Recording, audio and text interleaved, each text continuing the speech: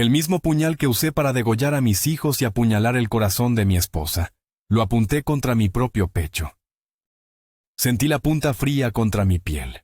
Recé a los dioses para reunirme con ellos, y fui un cobarde. Soy un asesino que tuvo la fuerza para destruir a su familia por amor, pero no el valor para morir por él. Ahora, mientras mi mano temblorosa, manchada no de tinta sino de memoria, traza estas palabras en un papiro romano barato, esa cobardía es mi única compañera. El peso de sus muertes es el aire que respiro, y la rabia de mi supervivencia es el látigo que azota mi alma cada amanecer. Mi nombre es Cayo Quirino, y aunque Roma me ha dado un nuevo nombre de esclavo, yo elijo recordar el que tenía cuando aún era un hombre, un esposo y un padre. Elijo recordar porque olvidar sería el único crimen más grave que el que ya he cometido. Finalizaré ahora mi relato sobre el asedio de Numancia, no como lo cuentan los romanos en sus desfiles triunfales, sino como lo vivimos aquellos que nos convertimos en bestias para defenderla. Contaré cómo viví los peores momentos de la caída del icono de resistencia que Numancia representaba en los pueblos de Celtiberia y en todos los pueblos libres de la península. Todo comenzó con una chispa de esperanza, la más cruel de todas las torturas. Recordemos que Retógenes, el más valiente de nuestros líderes, había logrado burlar el cerco romano en una noche sin luna. Su misión era sagrada: cabalgar hasta las tierras de nuestros aliados, los arébacos y los baxeos, y rogarles que reunieran un ejército de socorro.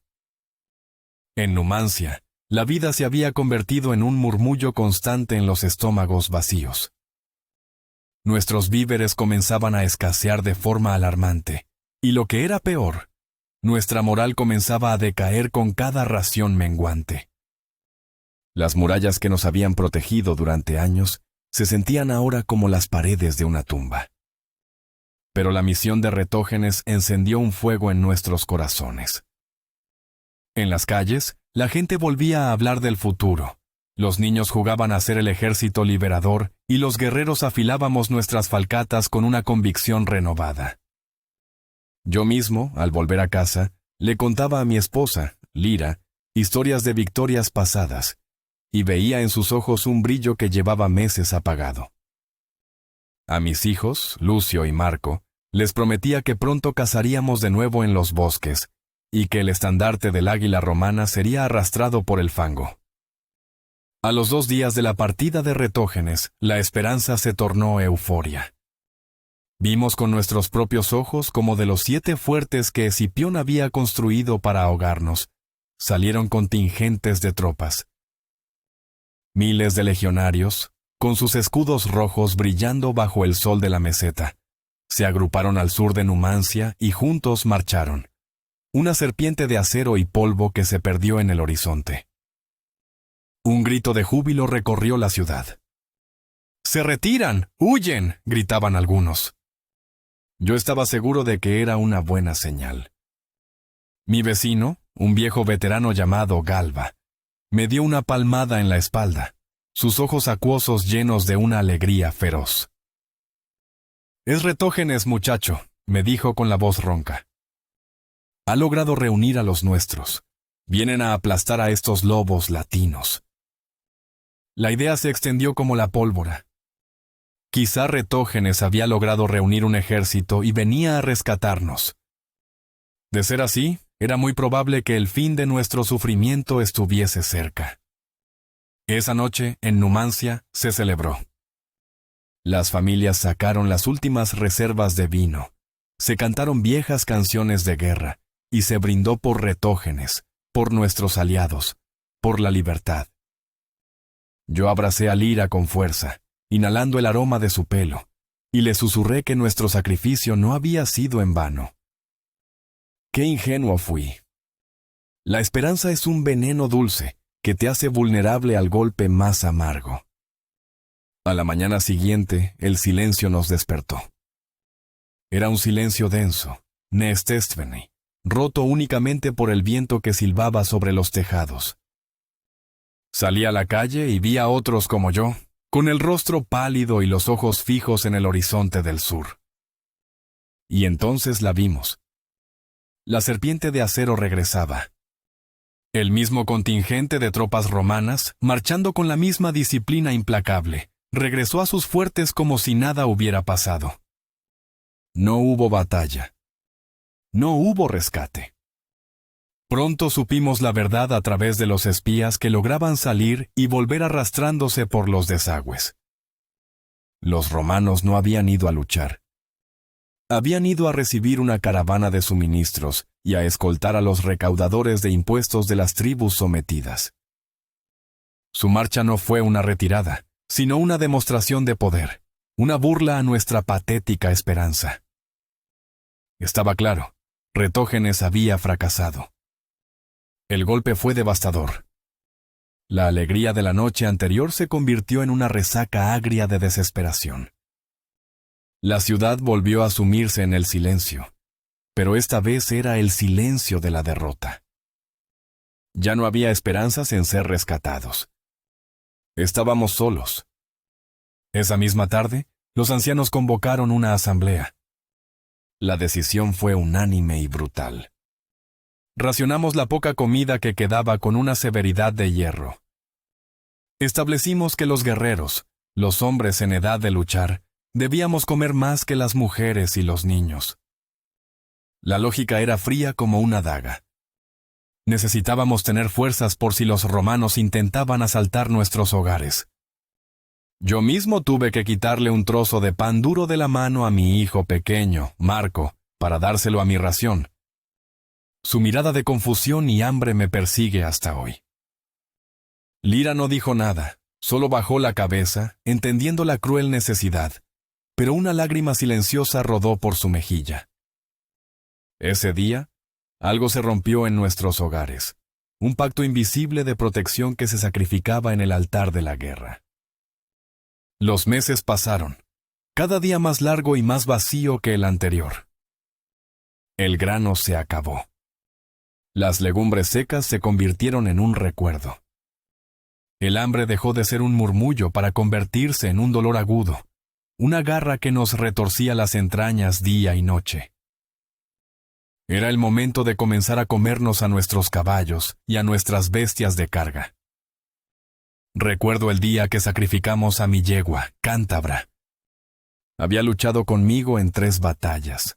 Me había salvado la vida una vez al saltar una barricada enemiga. Mientras Galba le hundía el cuchillo en el cuello, ella me miró. Y juro por los dioses que en sus grandes ojos oscuros no vi miedo, sino una profunda y triste resignación. Su carne, dura y fibrosa, no supo a gloria. Pero con cada bocado, sentía que estaba devorando una parte de mi propio pasado, de mi identidad como guerrero. Pronto, ya no tenía sentido que los guerreros comiésemos más que nuestras familias. El enemigo no nos atacaba. No malgastaba a sus hombres en un asalto que no necesitaba. Teníamos claro que los romanos no nos iban a atacar. Su plan era simplemente esperar, sentados tras sus empalizadas, a que nos consumiéramos a nosotros mismos. La guerra ya no era en las murallas, sino en nuestras cocinas, en nuestros estómagos. Así que repartimos la carne de los últimos mulos en partes iguales. La igualdad había regresado a Numancia, la igualdad de la miseria. Los meses seguían pasando y agotamos todas nuestras monturas. Era doloroso, pero debíamos comernos a nuestras mascotas. Casi todas las familias tenían un perro, compañeros leales en la casa y en el hogar. Nuestro perro se llamaba Feroz, aunque era el animal más dócil que he conocido. Mis hijos lo adoraban. Había dormido a los pies de sus camas desde que eran bebés. Una noche, mientras Lira hervía unas pocas hierbas amargas que había encontrado entre las grietas de la muralla, tomé mi puñal y llamé a Feroz. Él vino moviendo la cola, lamiéndome la mano. Lo llevé al pequeño patio trasero, bajo la luz pálida de una luna enferma. Recuerdo la mirada de mis hijos, que me observaban desde la puerta cuando ensarté el puñal en su costado. Feroz gimoteó, un sonido agudo de sorpresa y traición, sin entender cómo yo, su dueño, su amigo, le estaba arrebatando la vida. Mis hijos se enfadaron conmigo, gritaron, me llamaron monstruo. Pero pronto, cuando el olor de la carne asándose llenó la casa, el hambre venció al dolor. Entendieron que necesitábamos carne, y no pusieron más pegas a comerse al que hasta hace unas pocas horas había sido su amigo más fiel. Tras los perros vinieron los gatos salvajes que merodeaban por los tejados. Su carne era magra y con un sabor acre que se pegaba al paladar. No me gusta especialmente su carne, pero mejor eso que morir de inanición, nos decíamos unos a otros con una sonrisa macabra. Nos habíamos convertido en cazadores dentro de nuestra propia ciudad, poniendo trampas en los callejones oscuros, compitiendo por cada pieza con una ferocidad que antes reservábamos para el enemigo. El 8º mes de asedio fue el peor hasta entonces. La ciudad estaba completamente pelada de vida animal. Comenzamos a cazar a las ratas de la ciudad, que se habían vuelto audaces por nuestra propia debilidad. Perseguíamos a los pájaros por muy pequeños que fuesen, y un gorrión asado era un festín para una familia de 4. Recuerdo ver a ancianas, mujeres que antes dirigían grandes casas, escarbando en la tierra con sus uñas rotas en busca de escarabajos, gusanos, cualquier cosa que se moviera. Cualquier animal que llevarnos a la boca era bienvenido. El sonido de Numancia ya no era el de las espadas chocando o las canciones de guerra, sino el crujido de caparazones de insectos entre los dientes y el llanto silencioso de los niños demasiado débiles para hacer ruido. Pero pronto también estos animales se agotaron. La ciudad se convirtió en un desierto de piedra y silencio. Ya no había nada que cazar, nada que recolectar. El hambre se había vuelto una locura, una niebla que enturbiaba el pensamiento y afilaba los instintos más primarios. Pensamos que quizá era el momento de rendirnos. La resistencia tenía un límite, y parecía que lo habíamos alcanzado. Se convocó otra asamblea en la plaza principal. Los rostros de mis conciudadanos eran máscaras de cera, con los ojos hundidos y la piel tensa sobre los huesos. Algunos argumentaban que morir de hambre era más honorable que rendirse.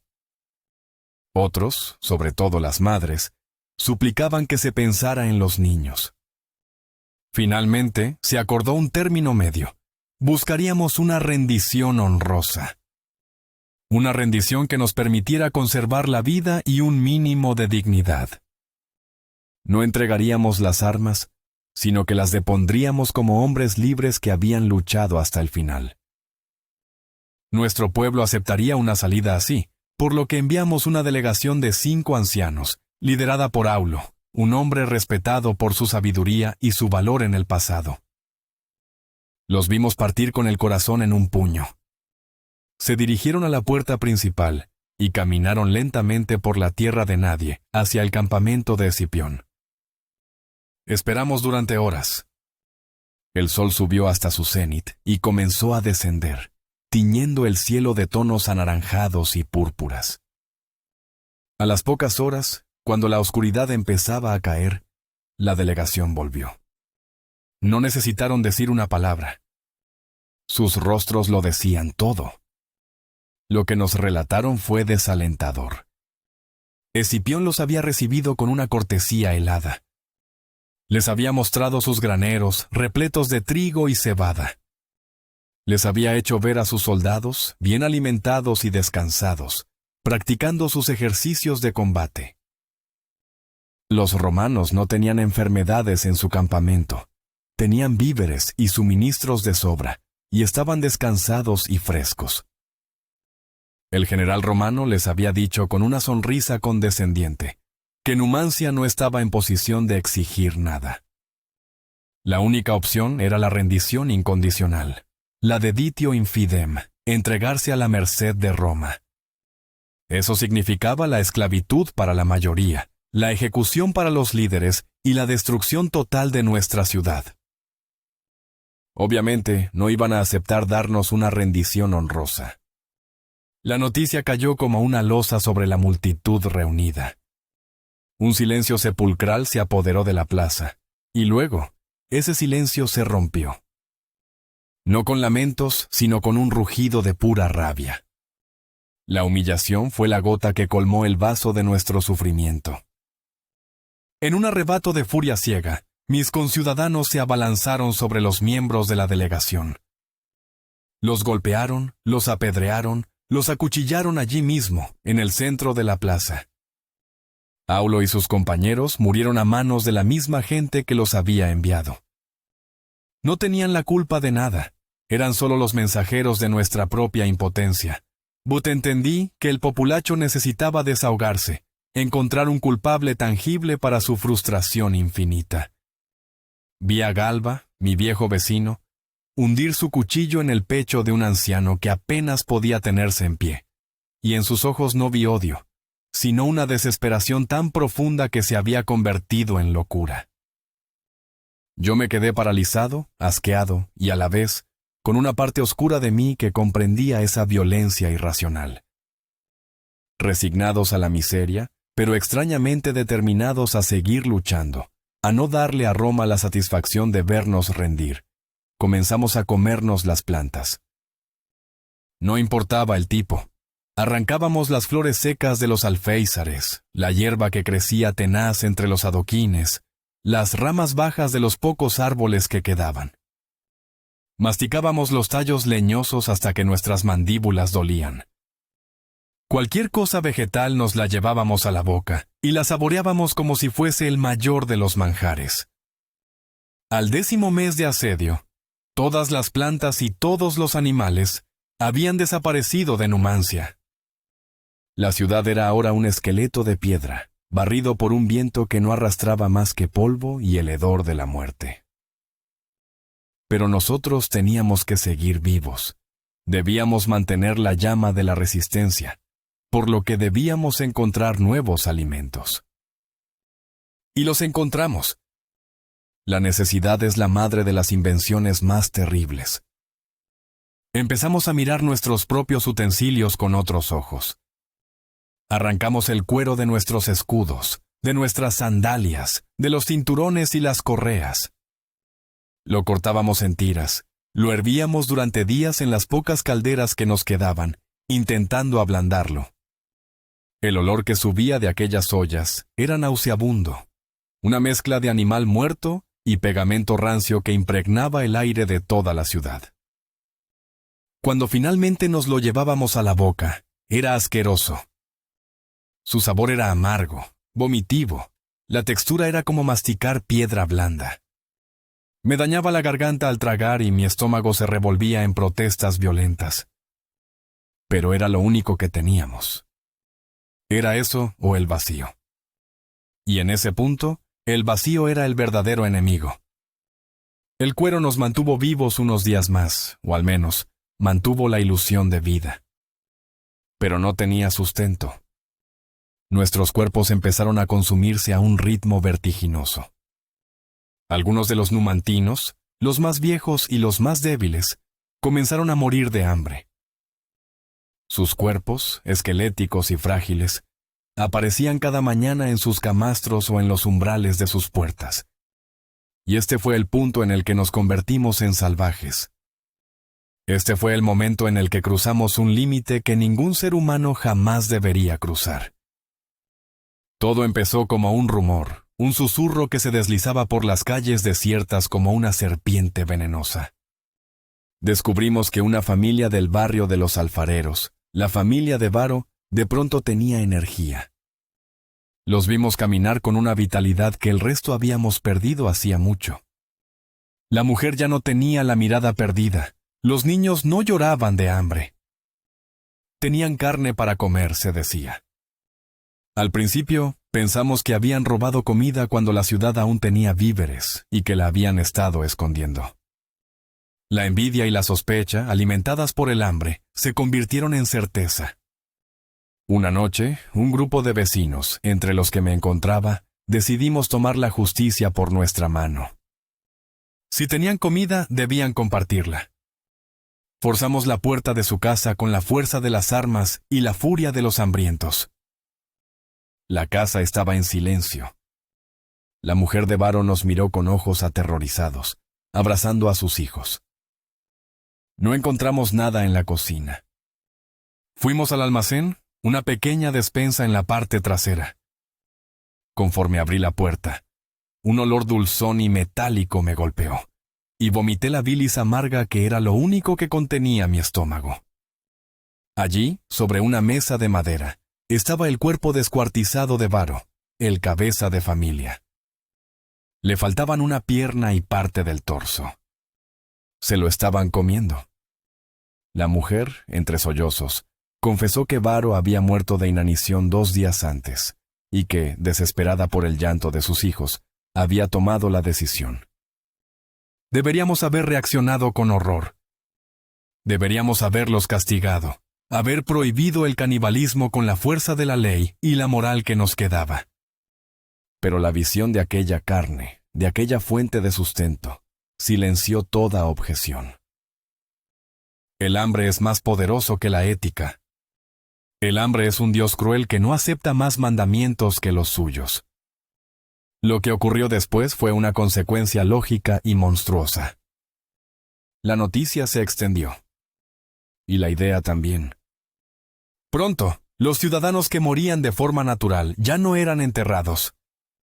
Sus cuerpos eran reclamados por la comunidad, descuartizados por los que antes eran carniceros, y repartidos equitativamente por la ciudad. Recuerdo la primera vez que volví a casa con nuestra ración. Un trozo de carne humana envuelto en un trapo. Lira me miró, y en sus ojos no vi asco, sino la misma resignación terrible que había visto en mi yegua. Cocinamos la carne en silencio. Comimos en silencio. Sabía a cerdo, como dirían más tarde los que recordaban el sabor del cerdo. Yo solo sentía que estaba devorando el alma de mi ciudad. La tensión reinaba en las calles. La gente se encerraba en sus casas. La muerte natural ya no era suficiente para alimentar a todos. Algunos vecinos, los más desesperados o los más depravados, habían empezado a matar a otros para comérselos, sin esperar a que alguien muriese. Las desapariciones se hicieron comunes. La mirada de tu vecino ya no era de camaradería, sino de cálculo. ¿Estás lo suficientemente débil? Tu carne alcanzará para mi familia. Nos habíamos convertido en una jauría de lobos encerrados en una jaula de piedra, devorándonos los unos a los otros. Esto no podía seguir así. Habíamos tocado el fondo de la depravación. Hicimos una última reunión, los pocos que aún conservábamos un resquicio de cordura. La decisión esta vez fue rápida, casi unánime. Debíamos rendirnos. No importaba que fuese incondicionalmente. Habíamos dejado de ser los orgullosos defensores de Numancia. Habíamos dejado de ser humanos para convertirnos en bestias salvajes. Pero la idea de la rendición, de caminar hacia los romanos como animales derrotados para ser encadenados y vendidos en mercados lejanos, era insoportable. Tampoco queríamos ser prisioneros. Y así, de la desesperación más absoluta, nació la idea final, la más terrible y grandiosa de todas. Si Numancia debía morir, moriría con sus propias manos. No le daríamos a Roma la satisfacción de exhibirnos en su triunfo. Gran parte de la población decidimos suicidarnos. Prenderíamos fuego a la ciudad, a nuestras posesiones, a todo lo que habíamos sido, y nos reuniríamos con nuestros antepasados en el más allá como hombres y mujeres libres. Esa noche el aire en Numancia era distinto. No era el aire pesado y fétido del hambre y la muerte, sino un aire ligero, cargado de una calma extraña y aterradora. La calma de la decisión tomada. Volví a casa y encontré a Lira sentada junto al fuego apagado, abrazando a nuestros hijos que dormían en su regazo. La miré y ella supo, sin que yo dijera una palabra, cuál había sido la resolución de la asamblea. Lo hablé con mi mujer. Le expliqué el plan. El suicidio colectivo. El gran incendio purificador. No lloró. Hacía semanas que sus lágrimas se habían secado. Solo me miró con sus grandes ojos oscuros, llenos de un cansancio infinito, y asintió lentamente. Es lo mejor para nosotros, susurró con una voz que era apenas un soplo. Mejor muertos que una vida de esclavos para nuestros hijos. Pasamos las siguientes horas en silencio, simplemente existiendo juntos por última vez. Acaricié el pelo de Lucio, mi hijo mayor, tan parecido a mí. Besé la frente de Marco, que aún tenía la suavidad de la infancia. Observé a Lira, memorizando cada línea de su rostro, el rostro que había amado desde que éramos jóvenes. No hablamos del pasado ni del futuro. Ambos habían dejado de existir. Solo existía el ahora, y el ahora era un abismo. Cuando la primera columna de humo negro comenzó a elevarse desde el centro de la ciudad, señal de que el gran incendio había comenzado, supe que era el momento. Esa noche desenvainé mi puñal. La hoja, que tantas veces había probado sangre romana, parecía fría y ajena en mi mano. Me acerqué al camastro de mi hijo mayor, Lucio. Dormía profundamente, agotado por el hambre. Por un instante, mi mano tembló. Todo mi ser gritaba contra lo que iba a hacer.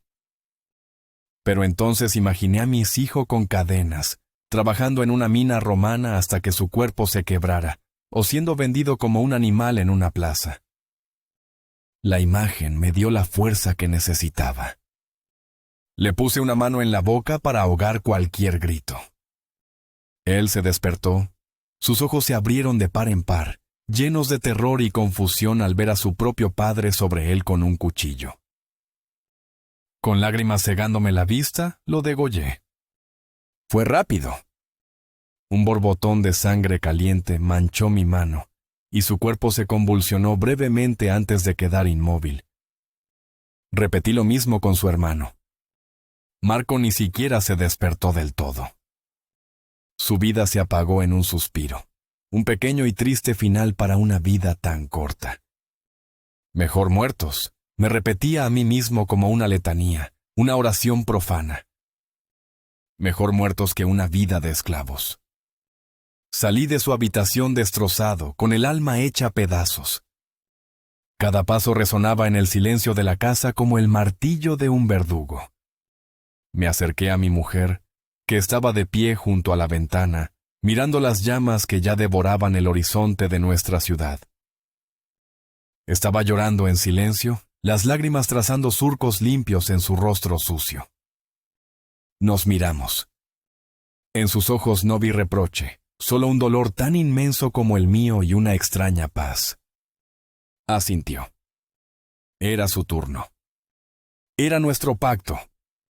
Le ensarté el puñal, manchado con la sangre de sus hijos, directamente en el corazón. Ella ahogó un grito, se aferró a mí y sus ojos buscaron los míos. Nos dimos un último beso, un beso salado por las lágrimas y metálico por la sangre, y cayó al suelo, sin vida. Me quedé allí, de pie, en medio de mi familia muerta, con el puñal en la mano y el olor a sangre y humo llenando mis pulmones. La casa que una vez estuvo llena de risas ahora era una tumba, y yo era su guardián y su profanador. Era mi turno. El último acto de nuestra tragedia familiar. Cogí el puñal, la hoja roja y pegajosa, y lo apunté a mi pecho, justo donde había apuñalado a Lira. Cerré los ojos, intentando evocar el rostro de mi esposa, de mis hijos, para que me dieran el valor final. Pero en lugar de sus rostros, vi la oscuridad. Un terror frío y primordial se apoderó de mí. El terror a la nada, al frío del acero, al dolor final. Mi mano, que había sido tan firme al matar a los que más amaba, ahora temblaba incontrolablemente. El sudor frío me recorría la espalda. Pensé en el dolor. Pensé en la incertidumbre del más allá. Y fui un cobarde. No fui capaz de suicidarme. Dejé caer el puñal que resonó en el suelo de piedra con un sonido final y acusador. Me derrumbé sollozando, no de pena, sino de autodesprecio. Con el peso de la muerte de mi familia en mi conciencia, y la rabia de no tener el valor para reunirme con ellos en el más allá, salí de mi casa en llamas y me uní a la procesión de fantasmas que caminaba hacia las puertas de la ciudad.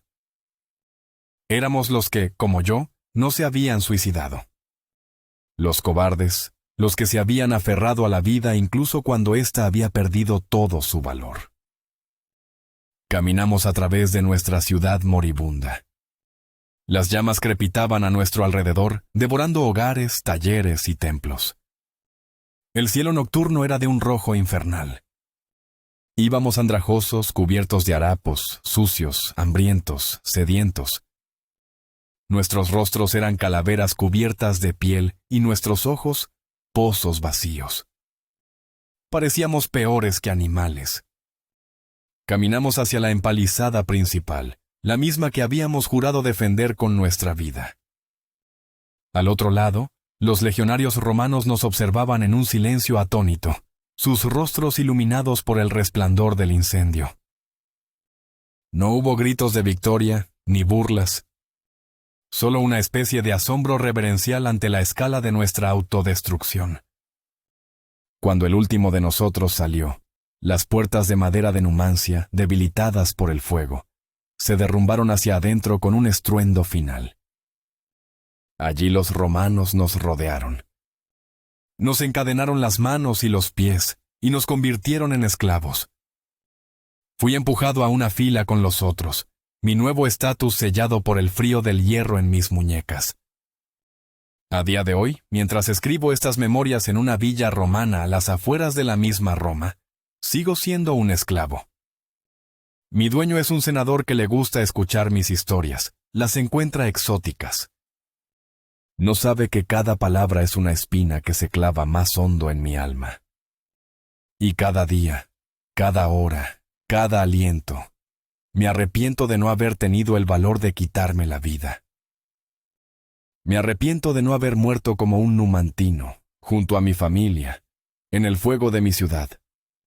Solo espero que la historia de Numancia, esta historia real de sangre y miseria, siga viva en los corazones de todos aquellos que quieran enfrentarse a Roma. Porque Numancia ya no es una ciudad, es una leyenda, una historia de resistencia, de lucha por la libertad, del coraje y la locura de los pueblos de la península cuando se enfrentan a un enemigo exterior. Es el testamento de que hay formas de morir que son una victoria, y formas de vivir que son una derrota eterna.